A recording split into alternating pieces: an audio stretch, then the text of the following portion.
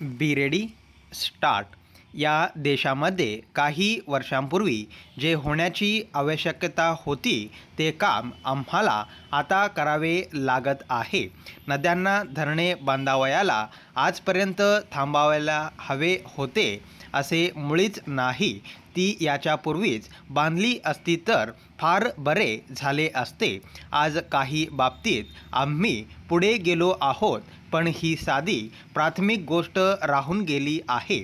पावसाचे पाणी अडवून धरले पाहिजे ही किती सामान्य गोष्ट आहे. देशाची संपत्ती कोठे आहे?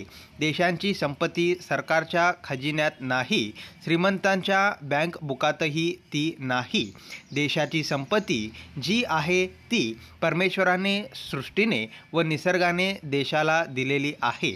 आपल्याकडे जी नैसर्गिक साधने आहेत त्या साधनांमध्ये देशाची संपत्ती साठवलेली आहे.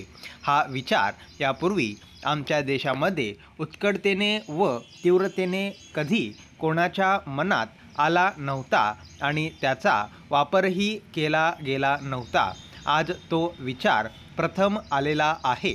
परिच्छेद: आपल्या देशामध्ये एका एकरामध्ये 5 मण धान्य यावे आणि रशियामध्ये मात्र एकाच एकरात 25 मण धान्य यावे. याचे कारण काय?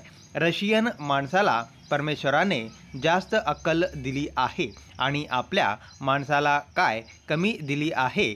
रशियन लोकांनी त्यांना निसर्गाने दिलेल्या साधनांचा जास्त चांगला उपयोग केला, आम्ही तो केला नाही, असा त्यातला खरा प्रकार आहे.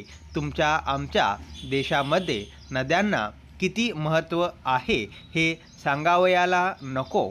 वर्धा जिल्ह्याचे नाव वर्धा काय आणि तुमच्या गावाचे नाव वर्धा काय? नदी वाहते म्हणून वर्धा, दुसरे काही कारण मला तरी दिसत नाही. अनेक मुलुखांची नावे नद्यामुळेच पडली आहेत. नद्या हेच आमचे जीवन आहे. आपण सर्व नद्यांना लोकमाता म्हणतो. या लोकमाता नसत्या तर लोक कोठे राहिले असते कोण जाणे.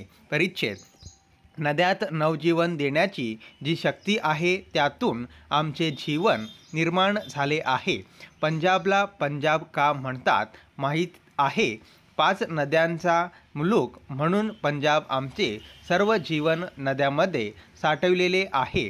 पाण्याला जीवन म्हणतात. या जीवनाकडे आजपर्यंत आपण दुर्लक्ष केले ही पहिली मोठी चूक या देशामध्ये झाली आहे.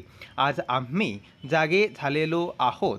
आज प्रत्येक गावात गेल्यानंतर सांगतात की पहा, आमच्या गावाशेजारून एक नदी वाहत आहे. जणू काही नदी वाहत असल्याचा आजपर्यंत पत्ताच नव्हता. आता लोकांना जाणीव झाली आहे की या देशामध्ये पावसाचे पाणी पडते आणि नद्यातून वाहून जाते, ते थांबवले पाहिजे.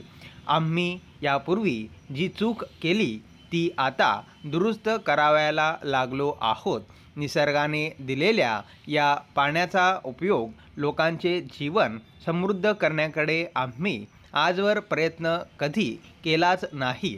परंतु आज आमच्या लक्षात आल्यावर नद्यांच्या, धरणांच्या कामांची चढाओढ लागलेली आहे. परिच्छेद: त्यामुळे सगळा भारत देश ज्यावेळी पाऊस नसेल तेव्हा याचा पुरेपूर वापर केला जाईल. अनेक संस्था या कामासाठी पुढे येत आहेत. स्टॉप.